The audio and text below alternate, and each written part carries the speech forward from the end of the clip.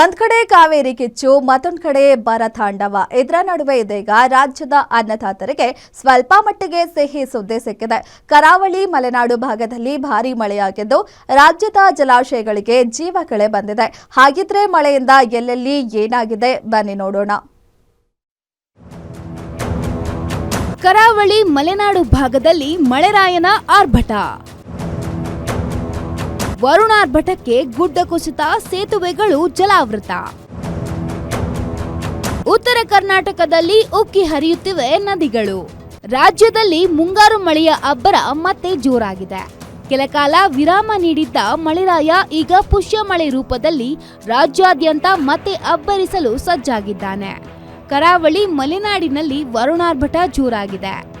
ಮಳೆ ಅಬ್ಬರಕ್ಕೆ ಹಲವೆಡೆ ಭೂಕುಸಿತ, ಸೇತುವೆಗಳು ಮುಳುಗಡೆಯಾಗಿದ್ದು ಭಾರೀ ಅವಾಂತರವನ್ನೇ ಸೃಷ್ಟಿಸಿದ್ದಾನೆ.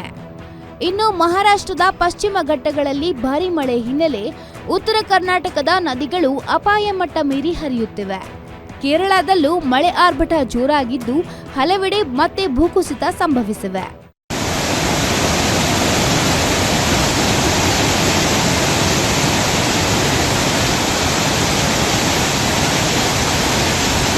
ಇಷ್ಟು ದಿನ ಕಣ್ಮರೆಯಾಗಿದ್ದ ಮಳೆರಾಯ ಕರಾವಳಿ ಭಾಗದಲ್ಲಿ ಅಬ್ಬರಿಸುತ್ತಿದ್ದಾನೆ. ಮಂಗಳೂರಿನಲ್ಲಿ ವರುಣಾರ್ಭಟ ಹಿನ್ನೆಲೆ ಕ್ಷಣ ಕ್ಷಣಕ್ಕೂ ಆತಂಕ ಶುರುವಾಗಿದೆ. ಮುಂಡಾಜೆ ಧರ್ಮಸ್ಥಳ ಸಂಪರ್ಕಿಸುವ ರಸ್ತೆಯಲ್ಲಿ ಗುಡ್ಡ ಕುಸಿತ ಹಿನ್ನೆಲೆ ವಾಹನ ಸಂಚಾರ ಸಂಪೂರ್ಣ ಬಂದ್ ಆಗಿದ್ದು ಬೇರೆ ಮಾರ್ಗದಲ್ಲಿ ಸಂಚರಿಸುವಂತೆ ಜಿಲ್ಲಾಡಳಿತ ಸೂಚನೆ ನೀಡಿದೆ. ನೇತ್ರಾವತಿ ನದಿ ಉಕ್ಕಿ ಹರಿಯುತ್ತಿದ್ದು ಮುಂಡಾಜೆ ಗ್ರಾಮದ ಮನೆಗಳಿಗೆ ನೀರು ನುಗ್ಗಿದೆ. ಮನೆಗಳು ಜಲಾವೃತಗೊಂಡಿದ್ದು ನಿವಾಸಿಗಳು ಸಂಕಷ್ಟಕ್ಕೆ ಸಿಲುಕಿದ್ದಾರೆ. ನೀರಿನ ರಭಸಕ್ಕೆ ರಸ್ತೆ ಕಾಮಗಾರಿಯೇ ಕೊಚ್ಚಿಕೊಂಡು ಹೋಗಿದೆ. ಕಾಫಿ ನಾಡಿನಲ್ಲಿ ಮಳೆಗೆ ಗುಡ್ಡ ಕುಸಿತ, ಸೇತುವೆಗಳು ಮುಳುಗಡೆ. ಕಾಫಿ ನಾಡು ಚಿಕ್ಕಮಗಳೂರಿನಲ್ಲಿ ವರುಣಾರ್ಭಟಕ್ಕೆ ಭಾರೀ ಅವಾಂತರಗಳೇ ಸೃಷ್ಟಿಯಾಗಿವೆ. ಮಳೆ ಅಬ್ಬರಕ್ಕೆ ಹಲವೆಡೆ ಗುಡ್ಡ ಕುಸಿತ, ಸೇತುವೆಗಳು ಮುಳುಗಡೆಯಾಗಿವೆ. ಮಾಲತಿ ನದಿ ಅಬ್ಬರಕ್ಕೆ ಹೊಲ, ಗದ್ದೆ, ತೋಟಗಳಿಗೆ ನೀರು ನುಗ್ಗಿದ್ದು ಅಪಾರ ಪ್ರಮಾಣದ ಬೆಳೆಗಳು ನಾಶವಾಗಿವೆ. ಶೃಂಗೇರಿ, ಕಳಸಾ, ಕೊಪ್ಪ ಭಾಗದಲ್ಲಿ ಭಾರೀ ಮಳೆಯಾಗಿದ್ದು ಭೂಕುಸಿತದ ಆತಂಕ ಉಂಟಾಗಿದೆ. ಕಳಸಾ, ಕುದುರೆಮುಖ ಭಾಗದಲ್ಲಿರುವ ಜಾಂಬಳೆ ನದಿ ಅಪಾಯ ಮಟ್ಟ ಮೀರಿ ಹರಿಯುತ್ತಿದೆ. ನದಿ ನೀರಿನ ರಭಸಕ್ಕೆ ಕಳಸಾ ಕಾರ್ಕಳ ರಾಜ್ಯ ಹೆದ್ದಾರಿ ಸಂಚಾರ ಸಂಪೂರ್ಣ ಬಂದ್ ಆಗಿದೆ. ಶೃಂಗೇರಿ ತಾಲೂಕಿನ ನಾಬಳ ಬೆಳ್ಳೂರು ಸೇತುವೆ ಮುಳುಗಡೆಯಾಗಿದ್ದು ಸೇತುವೆ ಮಧ್ಯದಲ್ಲಿ ಸಿಲುಕಿಕೊಂಡ ಕಾರನ್ನ ಸ್ಥಳೀಯರು ರಕ್ಷಿಸಿದ್ದಾರೆ.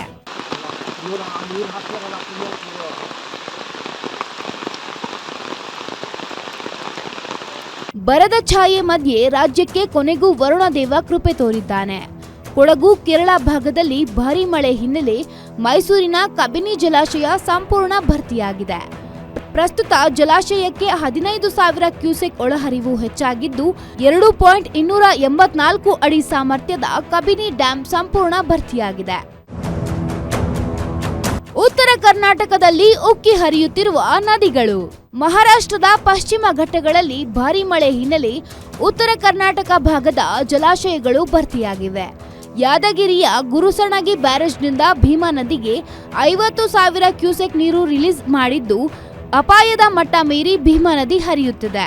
ನದಿ ತೀರಕ್ಕೆ ತೆರಳದಂತೆ ಜಿಲ್ಲಾಡಳಿತ ಕಟ್ಟುನಿಟ್ಟಿನ ಸೂಚನೆ ನೀಡಿದ್ರೂ ಯುವಕರು ನದಿಯಲ್ಲಿ ಮೀನು ಹಿಡಿಯುವ ಹುಚ್ಚು ಸಾಹಸ ಮಾಡಿದ್ದಾರೆ. ಆಲಮಟ್ಟಿ ಡ್ಯಾಂನ ಕೆಳಭಾಗದ ಗ್ರಾಮಸ್ಥರಿಗೆ ಹೈ ಅಲರ್ಟ್ ಘೋಷಿಸಲಾಗಿದೆ.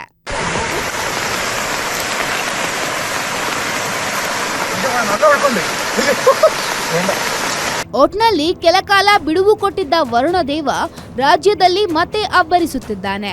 ಕರಾವಳಿ ಮಲೆನಾಡು ಭಾಗದಲ್ಲಿ ವರುಣಾರ್ಭಟಕ್ಕೆ ಹಲವೆಡೆ ಭೂಕುಸಿತ ಉಂಟಾಗಿದ್ದು ಭಾರೀ ಅವಾಂತರವೇ ಸೃಷ್ಟಿಯಾಗಿದೆ.